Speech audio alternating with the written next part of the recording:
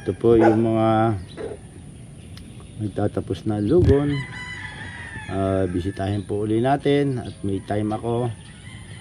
Tandaan po, sa kak po, ang labanan ay advantage po ang mataas. Pero yung sa stag, never naging advantage para sa akin. Nag-ready po ako ng 16 heads na kung maliit lang siya, magaan lang yung timbang, dos lang, 2010 lang ito eh. Pero nandun yung taas, hindi po ako matataasan. Ayaw ko na natataasan. Dapat akin ang gulang, given na yon. Akin din ang height. Kasi elimination po yan. Pag elimination, dalawa lang naman eh. Tukak derby lang naman eh. Kung gusto nyo makita lahat ng entries, pag World Slasher, sa elimination day kayo magpunta, nandun lahat, pati magagaling. Kasi, paano ka makakapasok kung hindi mo ipapasok ang magaling? Pagka ang inisip mo yung pang final, re-reserve mo yung tingin mo sa pulso mo magagaling, pinakamagaling mo, hindi ka makakapasok. Dahil hindi ka pakatapos sa elimination eh. Ang una mo yung magagaling. Yung sa tingin mo talagang kikilos. Yung isipin mo na yung finals. Yun yung elimination, pahirapan eh. Kasi ang laban po ay high-end, dulo. Dapat ay dalhin mo na yung alam mong pinakamagaling na manok. Dalawa na nga lang yan eh. Pag nakapasok ka, pag nanalo isa, sigurado na makaka-semis ka. So, ito po baga itong siguro mauna magtatapos ito. So doon muna tayo sa maliliit. 16 po itong hinihanda kong ito. Ay di, tingnan po natin ito. Isa ito. Yan, putol na ang tahid.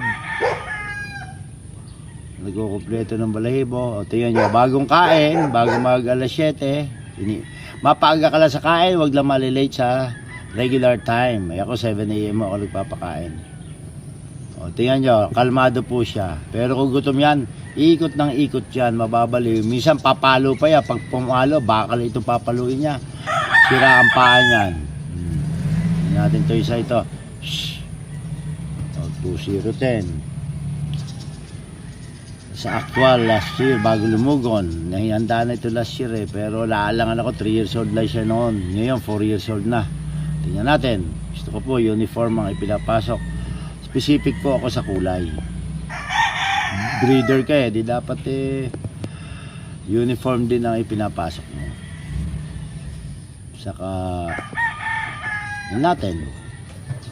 Kasi ang manok po ay yan na yan. Wala ka call of fighting style niya, wala ka naman magagawa kundi palakasit pabilisin lang siya. Yung tuturuan hindi.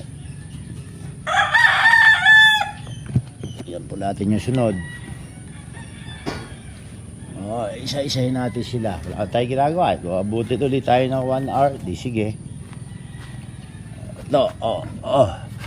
Kailangan. Tingnan nyo. Maganda. Sa akin maganda sukat dito. Siguro papasok to sa 1970. Ang timbang o dos. So ang level niya 1950 ang minimum weight eh. Doon na siya papasok. Hindi ito matataasan. Excuse me. Sa 1950. Na sagad na timbang na magaan. Tingnan yung binti niya, mahaba. Tama lang. Ayos daw yung panloob na balahibo niyan. Yun na lamang buntot saka pakpak.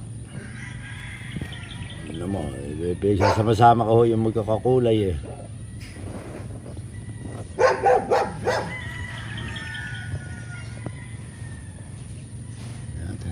Relax na siya.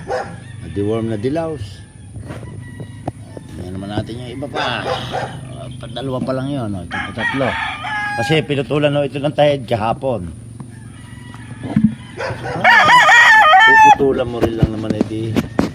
Tansyado na po yan. Yung puntahid, pag pinutol nyo, bago humaba ng sagad sa normal na size doon putulan mo ay 3 to 4 months po. 4 months?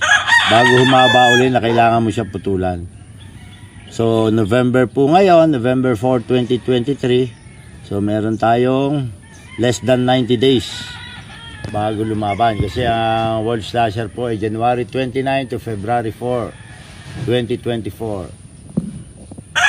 Ang pasok po nitong ganito, baka kayo may mapupulot, ay sa maliliit din. It's either 1950 o 2 sa 2 na sinasabi ko sa inyo. Ganda rin ang sukat ito, mahaba yung binti, pero sagad sa gulang. Dalawa po ito, yung dalawa kasing straight comb na mayahan nandun mga 2 din lang ang timbang nun Pagkita natin siya, ano pa to, hindi pa kumikit-kit yung pakpak kasi masasakit pa katawan yan Hindi po natin yung iba pa. Kasi marami po ako naaalala pagka nasa mood, nagbablog. Ito naman sa malalaki ito, sa mga 250 ang timbang, hanggang 2-3, timbang ho na magagaling yung gano'n. Tandaan nyo, sa big time po, pagka manok pumasok ng 2-2, pataas, grabe, dyan yung magagaling. Tsaka magugulang na manok. Mga multi-winner pa yung mga kadano mo. Pwede ko po siyang ipasok din. Lahat naman sila po pwede. Depende na lang sa ikikilos habang papalapit ang laban. Hindi po rin ito madadaig sa taas. Kung hindi mo man ako madaig sa taas, hanggang parehas lang tayo ng taas. At least, tinutulungan mo ang manok na ilamang mo siya. Huwag lang po magdadaya. Never yan magdadaya. May karma ho. Hindi rin naman. Doon ka lang sa parehas. Laban na mga Ginoo yan sabong Tingnan natin ang kanya itsura. Tingnan na yung balahibo. Nagsaga po natin ang 4 na buwan na paglulugo. So may 2 months pa. Kasi 6 months po bago matapos sa isang complete molting season cycle. Bitin pa yung buntot niya. Ito naman po, 2-1 lang ang timbang nito. Wala pa akong titingin. Ito, gusto ko ito. Talagang napipisil ko ito sapagkat mataas. 4 na taon. Tapos maliit lang yung katawan. Sumisigla na rin po. Medyo dubugo yun sa tahid. Kaya ayaw ko muna lang tatalian. Ito natin. Hindi na po ako nagpupungos. Gusto ko yung wag lang tatakip sa mata kasi may palong. Pag po sa ordinaryo manok na lang yung tingin ko, gusto ko kakaiba.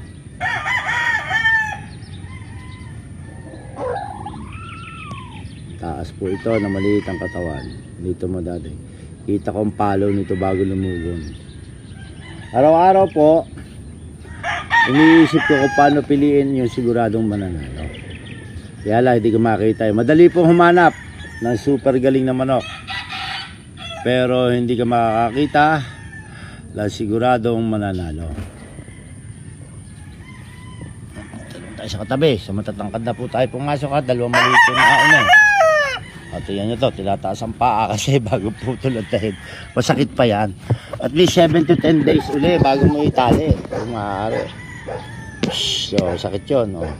Ay sa kanan na po ito lalagyan ng tali sapagkat ingat ko na kaliwa. Doon nilalagay yung talim Paulit-ulit po ako doon. Iba yung iniingatan mo siya. Ito, maganda rin ang sukat ito. Lasat, baka 2,150 lang ito. Sa actual hanggang 2,2. Mag-slide ka. Hindi siguro, hindi na ako matataasan dito. Ayoko na natataasan. Kung mataasan man ako, meron pa naman ako reserve na palamang yung gulang. Kasi po pagka big time derby, minimum 3 years old ang gagamitin mo dyan. Kaya gusto ko yung 4 para may lamang ako sa edad. Pero wala po ako sinabing sigurado mananalo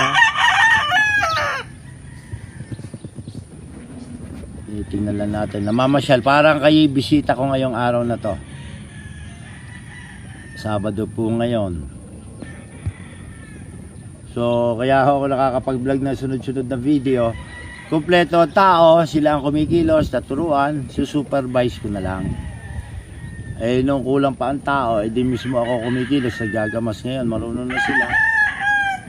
At saka may parating po bisita mga estudyante galing din sa Araneta ng mga vet med students na mahilig sa manok, papasyal daw. Eh di sige, wala namang problema ha. Libre naman po ang pumasyal dito.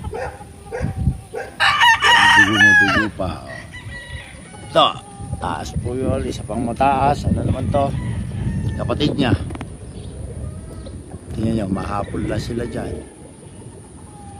Wala siya gagawin kundi vertical lift lang siya. Oh. Sila natin.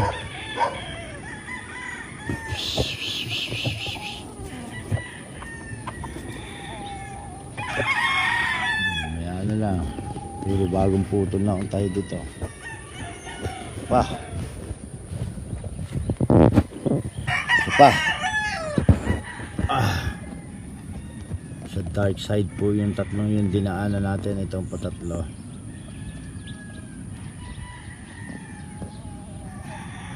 Pula-pula mukha. Mataas din po ito, siguro aabutin ng 2-3 ang isang ito. Yung manok. Taan natin yung ano, nakailan na ba tayo dito? Kuha. Diyan po sila nakalagay. Ako, tingnan nyo. Yung unang set na binisita natin, nasa round pen muna o nasa vertical pen.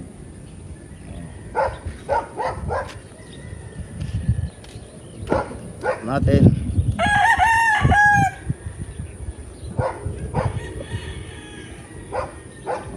Hindi pa sila kagandahan sa mata. Sapagkat nagtatapos pa lang ng paglulugaw. Tingnan nyo yung iba. Nagamasan, nawalisan ng ipot, nilagyan ng buhangin, nire-repair yung mga pahapon na. Kung meron po paputol na, hindi yung may manok na saka mo pa ayusin mo rin lang eh. Dapat wala mo na manok. Tanda nyo, para iwas disgrasya at para safe at well organized facilities muna o yung pangangailangan ng manok bago po ang manok. Huwag yung may manok saka mo lilinisan. Hirap po yun. O, bisitahin natin. Ito yung dalawang maliit, dalawang magkapatid na mayahin. Putol din ang tahid. Tapos sa lugon. Dito naman po sila sa running pen. Kasi pag dito sa running pen, pag doon sa vertical pen, hindi kasya dito sa butas-butas na ito na ano eh. Yung ulo nila, hindi makakainom. Dinesign ko po ito running pen. Mga pang straight yung kalimita kasi lusot yung ulo niya. Nilagari yung isang ohas ng bakal. Ay, tingnan po natin to. Ngayon pala pinag-aaralan ko na kung alin lang ipapasok. Hindi lagi po magbabase kayo, depende sa palo. Huwag nyo sabihin yung bloodline. Huwag nyo sabihin yung winning line, makakalaban mo daw winning line. Yung bang dapat kaya mo rin paliwanag bakit siya ipapasok mo. Magseset ka ng standard para alam mo ang pili. Yung kapatid niya, punta natin niya yung kapatid niya, mayahin din kasi elimination yan last year nagpapasok sa akin yung mayahin din yung aking hatch cam line dalawa, kaya nakapasok ako ng semis. Ito yung kapatid niya. Nasa araw, pula ng buwa. Putol na ang tahid.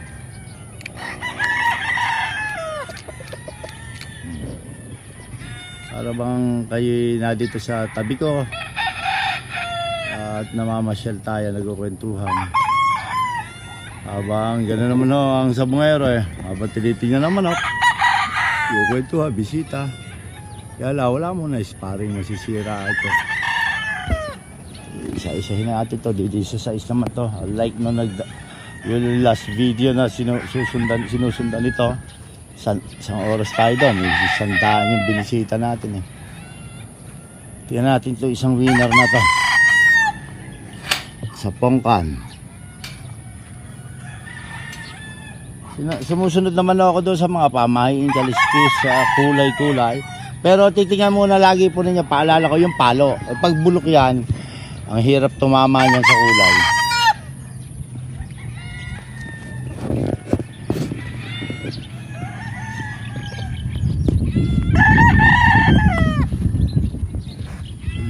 pangkan po ito, winner pa.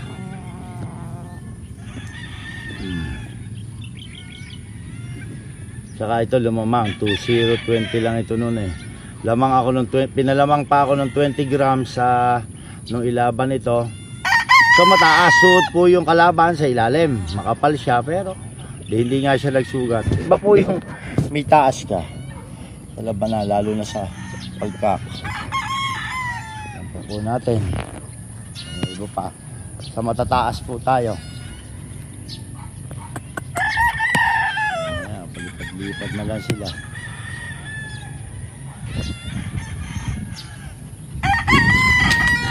Ayan. So siyam pa ang ating bibisitahin.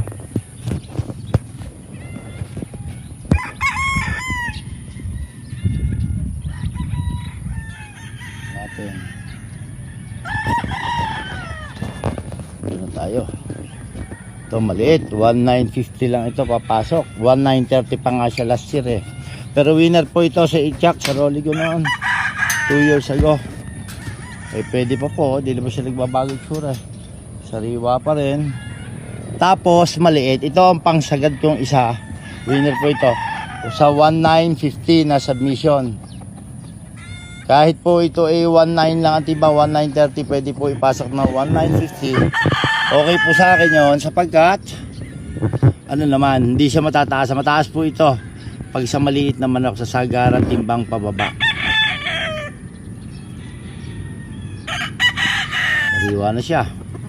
Putol ng tahe, di ko cord na lang, mag-scratch po tayo. Hindi pa ngayon.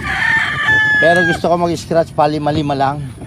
Para natututo ako, hindi pwede 20, 30 agad. Nako, walang tuto kayo, magmamadali ang tao. Paghuhulihin from scratch box, kakalat ka rin sa buntot. Kasi nga marami. Pag pagod na tao, hindi daw tatrabaho ng ayos nyo. Manageable din nyo, kaya mo lang ihanda.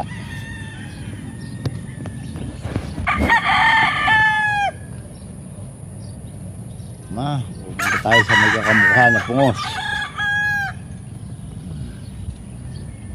At least hindi hila ng hila sa tali.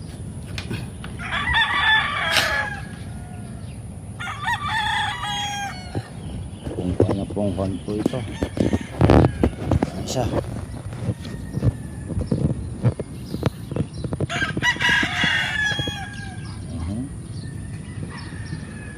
Mukha. Ay, magpipinsa naman po sila eh. Po, isa naman ito. Kapatid naman ito, magkatabi.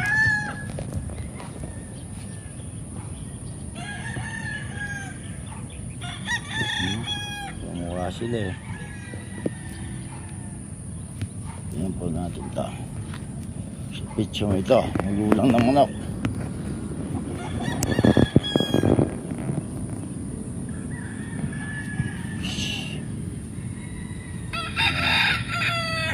Nagtutunaw na lang, nag-aalis ka ng tubig sa katawan kasi po nakakalipad-lipad siya dyan, nakakatakbo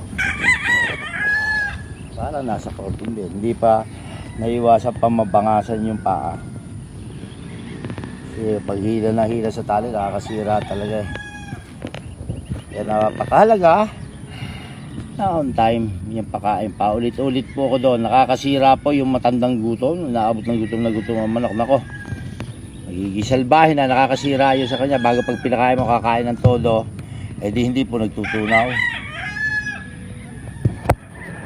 Ikaw ang ano, yung ikapapanalo ng manok mo, ikaw ang gagawa nun.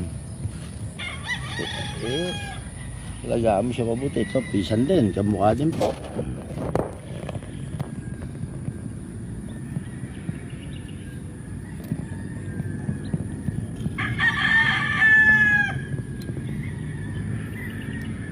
At least ang gulang dito sigurado tayo.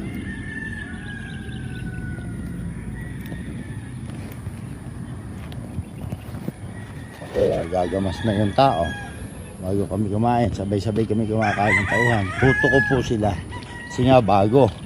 So pagka hindi mo tinutukan, magkakaproblema ka.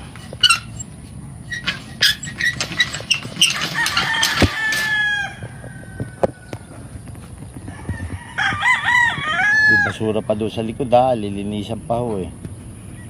Naglilinisan pa lang kami. Pero habang naglilinisan ang manok, naipiprikon mo na, binabatak-batak mo na, nakakalipad, nakakatakbo, nagtatapos sa balahibo, inire-ready na rin yung tahid. Ang laki pong manok to sa mga 2-3. Ay akin lang gulang dito sigurado. Kasi mabilis pa, mga brutya ko ho kasi ito eh. Pwede mapapapasok siya.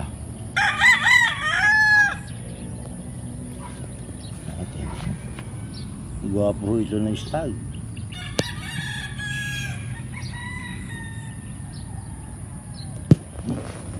Last 2. Pupunta natin katabi, pisan din niya. Pre-poted po ito, producer to isa ito. Kaya magkamukha, magpisan eh.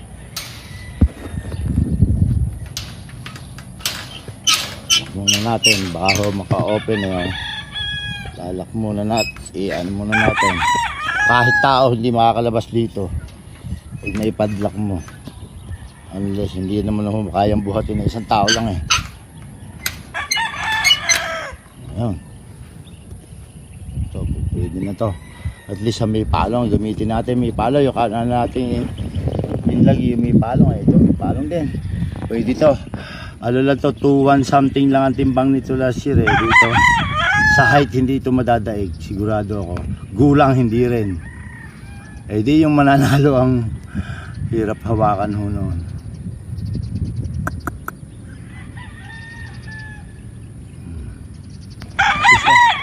Gusto ko sukat ito, talagang may taas. Bagay sa height niya. Lalamang ito. Ayaw magpahawak, masasakit pa katawa yan. Pero pag ganyan takbo ng takbo parang balik, tingnan nyo, minsan may dinaramdam na ho. Siya hindi nagtutunaw. Hindi naman inispari, minsan nasakta. Marami. Ang pagmamanok po eh makakapag-share ka lang. Kung talaga may alaga ka, nag-alaga ka, naghahanda ka, may farm ka. Yung palakihan na farm, hindi naman ho ganun ang usapan. Tama lang, maligible. Laki-laki nga. Puro talo naman, di ba? Yung tama lang. Matututukan mo yung manok equality, hindi mo nakakursanada, isisiksik mo pa dyan, ang daming loss. Alisin mo na pag hindi mo kursanada. Ganda po itong isang ito, gusto ko ito. Na maipasok, may isang mataas, na 2,170 lang siguro to. Hindi to abuti na 2-2, at saka yung kala natin na may palong, si Apo. Ano naman, 2-0 something, o di lamang na tayo doon sa height, hindi tayo matataasan. Tapos ate pa ang gulang. Diba? O, ito last na to, pang 16. Ito naman po isang to. Ano to? Sa ganda sa gulang. Kung maglaro, ayaw umalis sa tayo. Gusto ko yung gano'n para ilalagay mo sa platito. Bago pag pilasok, may papaluin ka ng lakas na umaatras, hindi mo siya maabutan. Saka hiyang din po ako sa straight ko. Dahil ko na nanalo straight ko. Kahit pungusan at hindi, ma-dark, mapongkan. Bihira po, pero magulan ito, Pico. Napaglabanan na po ang mother side dito, father side. Ang dami na mga 4-5 season na napaglabanan na. Subok na yung linyada ng isang to. Kaya kahit matanda na siya, kinuha ko pa rin. Pag ako titigil eh. Kikilos na pag ito yun nung ibitaw ko siya bago lumugon eh. Ganun na ikikilos. Pwede po ito sa big time.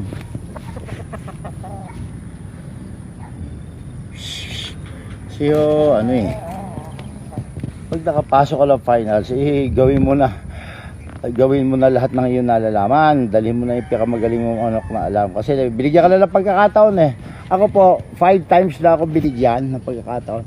Lagi runner-up. Tinatalo po ako nung nagcha-champion. Kaya masaya pa rin ako. Bukod sa kabig sa pera, tanggap ko. Ibig sabihin, medyo daig ka pala sa swerte. At least tinalo ka nung nag-champion. Hindi yung tatalunin ka ng wala namang bearing. Diyos ko, kakainis. O, naka-ready po upuan ko. Papanoorin ko. O, tingnan natin itong iba. O, pinagagamasan ko pa ho. Para kita yung manok, hindi naharangan ng damo. Yan, importante po yan. Sa pag-ikot, pagbilis sa pag-ikot, exercise sa bewang. So, Sa pihita mabilis, para mabilis mag-follow up. Itong round pen, o kahabaan po yan. Tapos ito naman po running pen. Sa pagtakbo, at least natural mo silang inihahanda. Hindi yung inaano mo sila, pinupersa lagi mong hawak. Ayaw din ng manok na laging hawak, sisira ang balahibo. Program ko po yun kung saan po kayo nananalo, kung kayo nagtitable o nagsasampi araw-araw. Kung saan po kayo nananalo, na program nyo, ituloy nyo lang. Yung sa akin, nagsishare lang po ako kasi nga sharing is caring. Baka may mapupulot kayo. Kanya-kanya po tayo. Kung saan nananalo, tuloy lang po, huwag babaguhin. Bisita po tayo. Kumbaga yung kalahati ng araw ko solve na. May parating na bisita ng mga sabongero, breeder din. Hindi, sige. Tingnan po natin.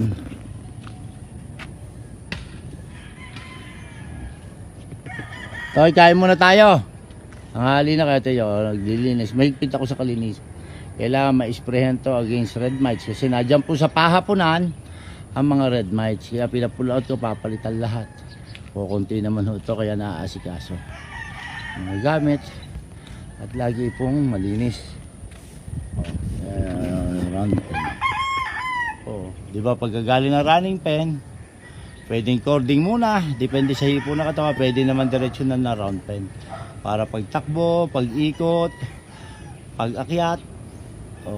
Isang vertical pen. Multi-purpose pen po sila lahat. Pwede rin sa breeding, hardening, single mating, 1:3 ratio na breeding. Di ba? Yung 16 ito po yung kanilang cording. Bakanti muna kasi sprayhan ko po ng Cocksure o kung ano man ang pang anti-red mites nyo. Bakanti po. By 10 po. Para tutok ko, ako mismo mag-i-spray niyan. Inaalis din yung lumang ipot. Diba? Para makinis siya. Dito yung 10, yung 6 dito. Mga trippy, nire-ready rin. Ito na po sila, masakit-sakit pa ako katawan niya, masela ng balahibo. Reminder po ulit, huwag hahawakan sa buntot. Nako, wasak yan pag nagkamali-mali. Sugat pa yung pag pinagputulan ng tayo. Sa maliliit po ito. So 16 heads po yun. Yung iba pa, tingnan pa natin. Dapat po kain na tayo, ha. Hayop po na ako. Binisita lamang po.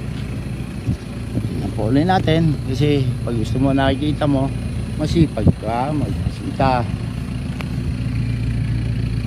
Hindi po pwede sa akin na makalat o pakanti muna siya kasi nga na-sprayhan ng sa red mites. Lahat na pahapula ko dapat palitan, pati tali, inspection.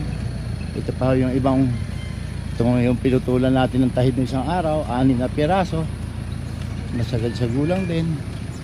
Tignan po natin kung ano reaction nila. Ano po talaga, at least parang dapat carpet yung pinaglalagyan. Yung iba, marami pa tayo sa palima-lima pa 10-10. Ready na, tinatabasan. Lahat po ng lagayan ko ng manok, laging nasisikatan ng araw. Pinipilit ko po yung na ganon. Para natural na nadi-disinfect.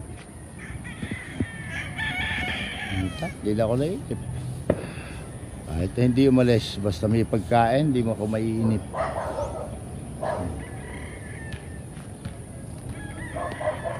Kaya po ako nag-ano ulit sa inyo, nag-vlog. Kasi nga, sharing is caring. Pero yan po, huwag di tayo gamot-gamot. Importante po dito yung balansyadong pagkain. Doon po tayo. Lagi, kung mas magaling ba naman yung gamot, di subukan mo nga. Kaysa sa pagkain, bakit hindi 7 days na puro gamot, walang pagkain? O kaya 7 days na pagkain, walang gamot. Tignan natin kung saan papalo, di ba? Kailangan po, alam niyo kung paano gamitin yung supplements, vitamins. Inuulit-ulit ko po kasi sa tagal ko lumalabas sa big time, marami na po nasira dyan. Iniaasa sa gamot. Edi yun, labagkos nag-off ang manok. Magdi-discuss po ako doon sa inyo sa sa walang off. Pero hindi ngayon. Gugutom na ho ako. Pasyal po kayo dito sa MR Sungenation Conditioning Camp. Tamang nutrisyon para may proteksyon.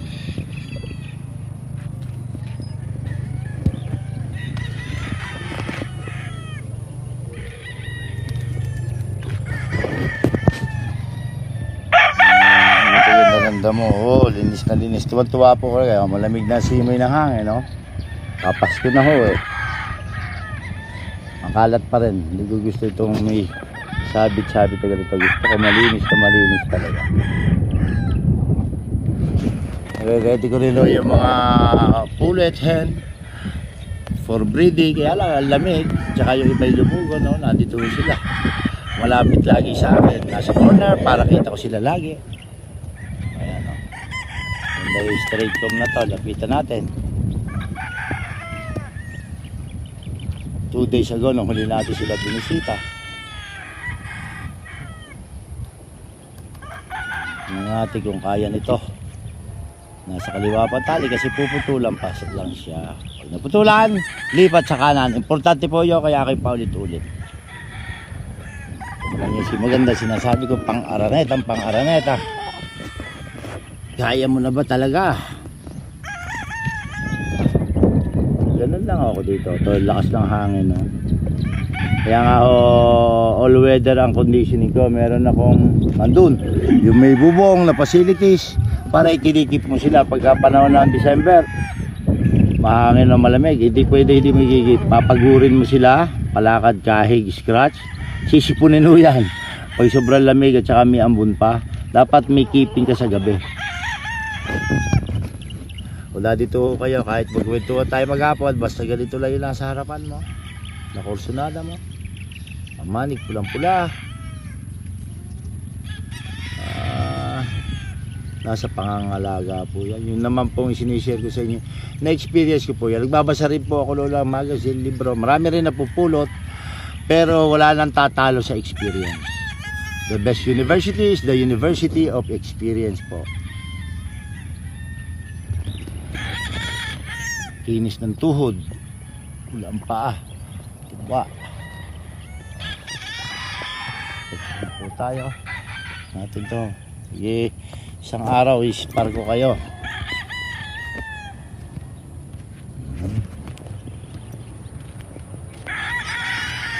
Ulit ko po yung sa cock derby, ang height po ay advantage po yung mataas. Huwag ka papayag kung ikaw hindi makalamang sa taas, dapat parehas kayo ng taas. Ayoko na nalalamangan dyan, lalo na sa kak. Kasi yan ay isang paluan lang, sa gugulang ba naman yan. Okay. Marami pa ho isi-share, pero in the meantime, muna ulit tayo sa pinipili natin po pwedeng pa-elimination. Kasi lapit na yan, mabilis na po yan pag ganito month na November. Parang hinihila na yan.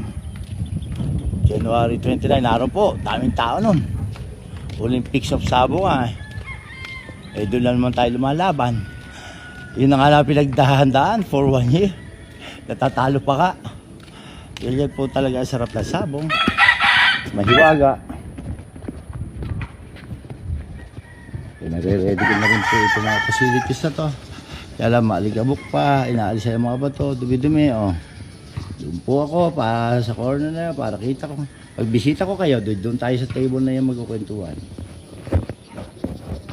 Huwag lang po hihingi ng manok at nakakabuisit na bisita pag gano'n.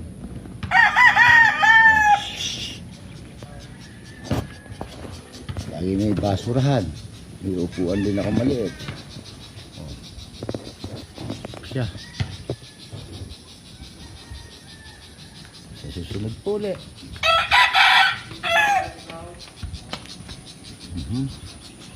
Sigata ng araw na hindi mo siya hinahawakan.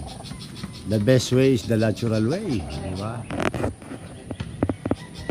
Mga 2 weeks pa pwede na magpa-scratch para na exercise na yung legs.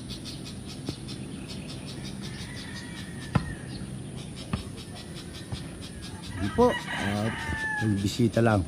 Magdi-disinfect tayo, magdidilaws tayo ng mga pahapunan na yan. Po. Kaya bakante. Syempre, baka malaso ng manok. Kaya nilagay muna natin sa round pen at saka doon sa running pen na yun. Ayan. Para pagka-spray ng pandilhousing agent, yung capture, naarawan pa. So mga 7 days yan na mababakante. Pati yung ipot makayod. Ito niya, handa na rin ito, mga asong makukulit. Lexi, Brenda Bricks, Bruce. Ito niya, yung basurahan, kabi-kabila. Kaya dapat po walang kalat. Naiinis ako pag may kalat sa daraanan. Ayoko po niyang may kalat. Pagka naman po okay na sa taas, dito. Kita ko pa rin sila kasi nga nasa corner. Pag nasa baba doon, kita ko pa rin. Wala sila lulusutan sa akin.